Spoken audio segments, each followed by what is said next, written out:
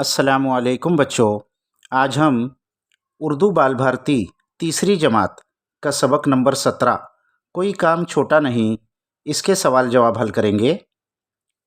ایک جملے میں جواب لکھو۔ سوال نمبر 1، جارج واشنگٹن کون تھے؟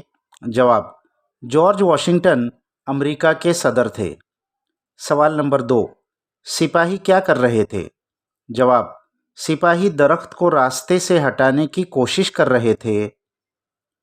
سوال نمبر 3، سپاہیوں کو کون ڈانٹ رہا تھا؟ جواب، سپاہیوں کو ان کا افسر ڈانٹ رہا تھا۔ سوال نمبر 4، واشنگٹن نے افسر سے کیا کہا؟ جواب، واشنگٹن نے افسر سے کہا، ان سپاہیوں کو ڈانٹنے کی بجائے تم ان کی مدد کیوں نہیں کرتے؟ مختصر جواب لکھو۔ سفر پر آگے جاتے ہوئے واشنگٹن نے افسر سے کیا کہا؟ جواب، سفر پر آگے جاتے ہوئے واشنگٹن نے افسر سے کہا، جب بھی آپ کو ایسے کاموں میں مدد کی ضرورت پڑے تو اپنے صدر کو بلا لیا کرو، وہ آپ کی خدمت کے لیے حاضر ہو جائے گا۔ اس کے بعد ہے سبق پڑھ کر خالی جگہ میں مناسب لفظ لکھو۔ پہلا، واشنگٹن ڈیش لباس میں تھے؟ جواب، سادہ۔ دوسرا، افسر نے ڈیش سے جواب دیا؟ افسر نے لاپرواہی سے جواب دیا۔ تیسرا، واشنگٹن اپنے گھوڑے پر ڈیش ہوئے؟ سوار ہوئے۔ اس کے بعد ہے نیچے دیے ہوئے جملے کس سے کہے گئے؟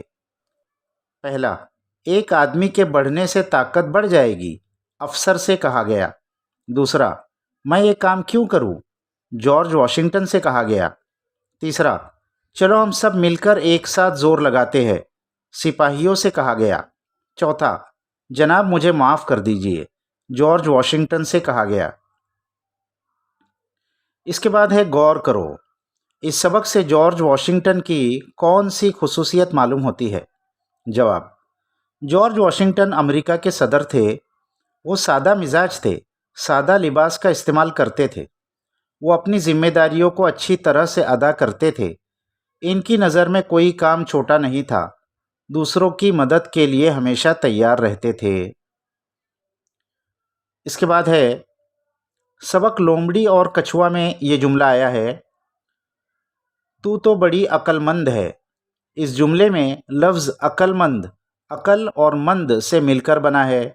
نیچے دیے ہوئے لفظوں کے بعد مند لگا کر دوسرے لفظ بنائیے۔ تو درد میں مند مل کر درد مند، دولت میں مند مل کر دولت مند، فائدہ میں مند مل کر فائدہ مند، ہوش میں مند مل کر ہوش مند، اور غیرت میں مند مل کر غیرت مند۔ تو یہاں یہ سوال جواب ختم ہو گئے بچوں۔ اگلی ویڈیو تک اللہ حافظ۔